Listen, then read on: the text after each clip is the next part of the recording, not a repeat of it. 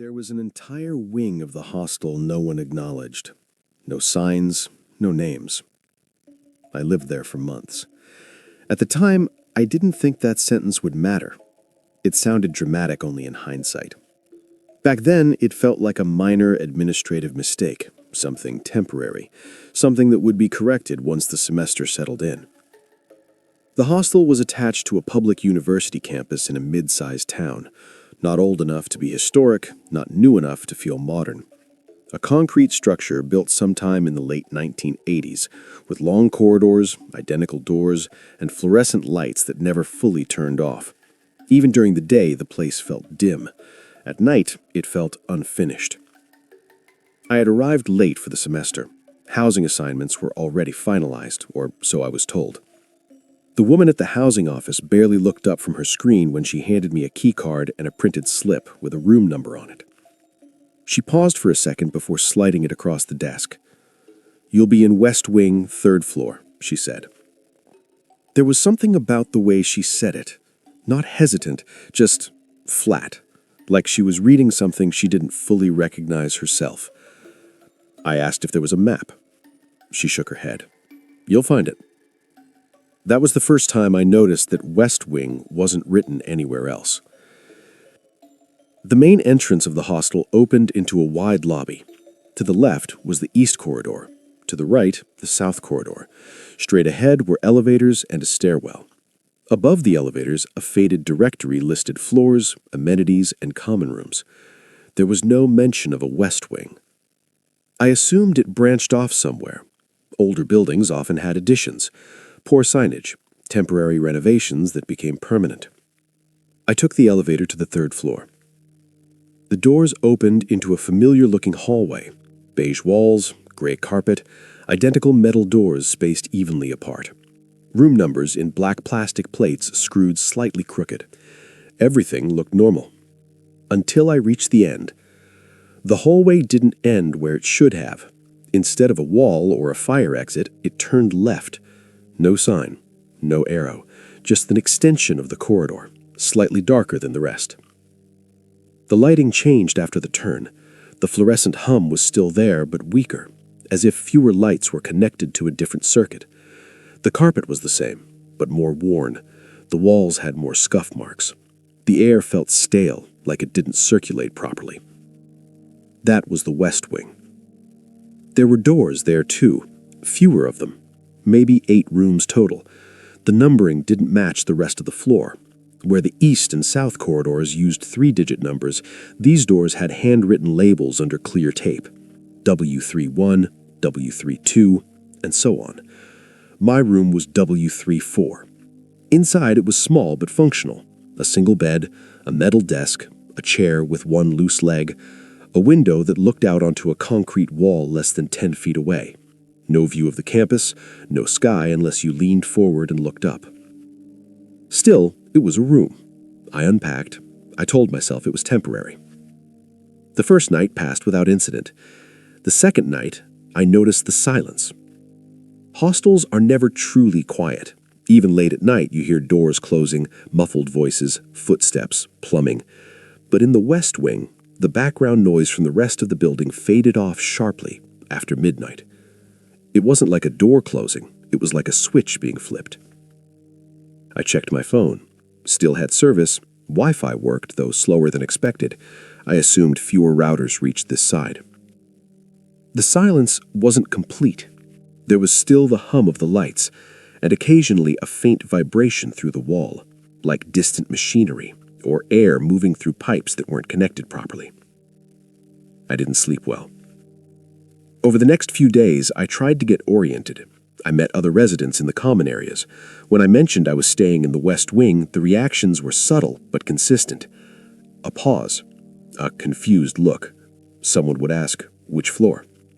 When I explained, they'd nod slowly and change the subject. One guy laughed and said, "Man, I didn't know they were still using that." "Using what?" I asked. He shrugged. "Just kidding." The staff reactions were stranger. The cleaning crew never entered the West Wing while I was there. They stopped at the turn in the corridor. I watched them once, carts lined up neatly, vacuum cords coiled, as if the hallway simply ended there. I asked one of them if my room was on their schedule. She looked past me, down the dim corridor, then back at her clipboard. "That area isn't on my list. You should talk to housing." I went back to the housing office. This time the clerk was different, a man in his 30s. I gave him my room number. He typed it in. Frowned. Typed again.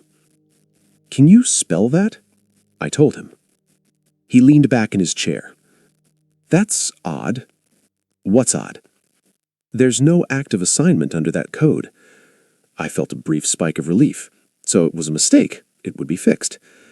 "But you do have a key card registered to that door. So where am I supposed to be staying?" He hesitated. "Let me check with my supervisor." He left, came back 5 minutes later. "Just stay where you are for now. We'll sort it out." They never did. Weeks passed. I got used to the wing, or thought I did.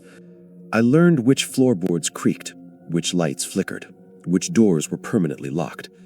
Only 3 of the 8 rooms were occupied, mine and 2 others at the far end. I never saw the other residents, but I heard them. Footsteps at night, slow, deliberate, always between 1:30 and 2 a.m. Never voices, never doors opening or closing, just movement. Once I opened my door during the sound. The hallway was empty. The footsteps stopped immediately. The silence that followed felt heavy, pressurized, like the air was waiting. I started keeping notes, times, sounds, small details. I told myself it was stress, lack of sleep, new environment. But then the doors started changing. It was subtle at first. The handwritten labels under tape would shift slightly, not move location, just angle, as if someone had peeled them back and pressed them down again. One morning, W36 had a new label beneath the old one, faded ink, a different handwriting, almost erased. I tried to peel it off. It wouldn't budge. The security cameras never covered the corridor. I checked. The nearest camera stopped just before the turn. I asked security about it during a routine check. "That area doesn't require monitoring," the guard said. "Why not?" He looked at the screen, then at me. "It's low traffic." That wasn't true, at least not entirely. One night I heard someone knocking. Not on my door, on the wall. 3 slow taps, a pause, then 3 more. I waited. It happened again. I pressed my ear to the wall. The sound wasn't coming from the adjacent room. It was deeper, as if it came from inside the structure itself. I knocked back once. The tapping stopped. For the first time since moving in, I considered leaving. But it's hard to explain how easy it is to normalize things when nothing explicitly bad happens. There was no threat, no confrontation, just discomfort, and discomfort is easy to rationalize. Midway through the semester, I noticed something else: my keycard logs. The hostel had a system where you could view your recent entries online, mostly for security. I checked it once out of curiosity. There were entries I didn't recognize. My card had been used at 3:12 a.m., at 3:18 a.m., at 3:26 a.m., all at my door. I was asleep at those times, or at least I believed I was. I reported it. The IT department said the logs were probably duplicated data, a syncing error. "Does that happen often?" I asked. "With older readers," the technician said, "especially in low-use areas." Low-use areas. That phrase kept coming up. Here's where I need you to stay with me, because this is the part where, even now, I'm not sure how much I remember accurately. One evening, I came back later than usual, past midnight. The main corridors were quiet. The elevator ride felt longer than normal. When the doors opened on the 3rd floor, the lights flickered. As I walked toward the west wing, I noticed something I hadn't before. The temperature changed. Not dramatically, just enough to feel. The air grew colder with each step past the turn. My breath didn't fog, but my skin reacted, goosebumps along my arms.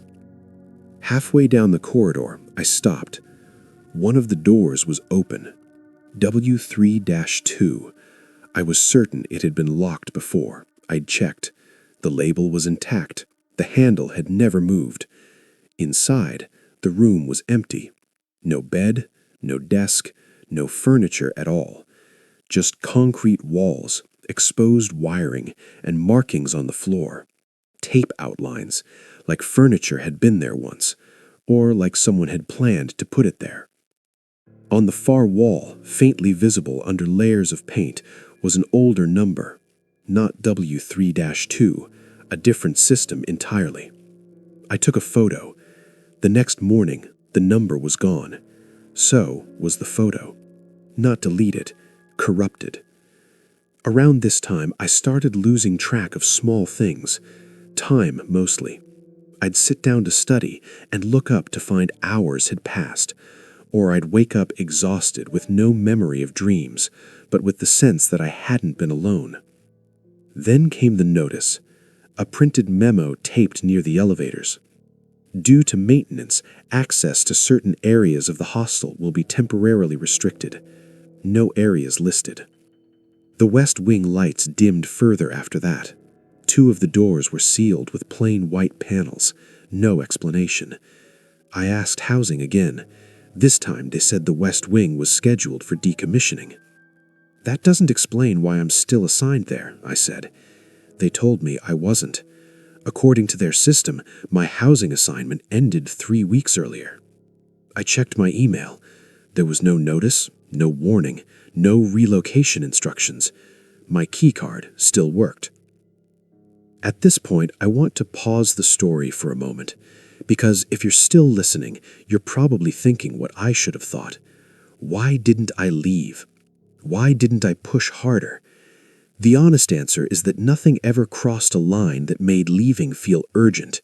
Everything stayed just within the boundary of unsettling, and that's what makes it harder to define.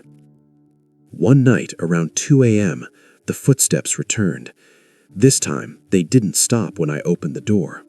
They slowed. They moved closer. I stood in the doorway, looking down the empty hall. The sound reached my door. Then it stopped. On the wall beside me, something shifted, a shadow that didn't match the lighting. I closed the door. The next morning, W3-6 was gone.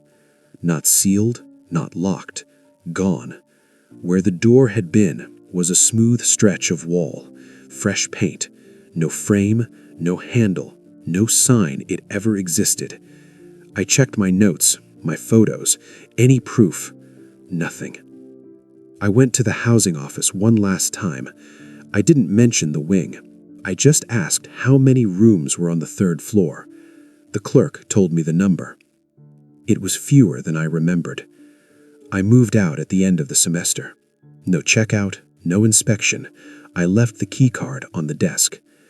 Months later, I searched online, archived campus plans, maintenance reports, renovation records. The West Wing appears once in a document marked internal, no details, just a note.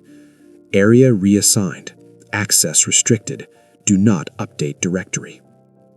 I don't know what that means. I don't know who else lived there. What I do know is this. Buildings remember how they were used, and sometimes they keep using spaces long after everyone agrees they shouldn't exist anymore.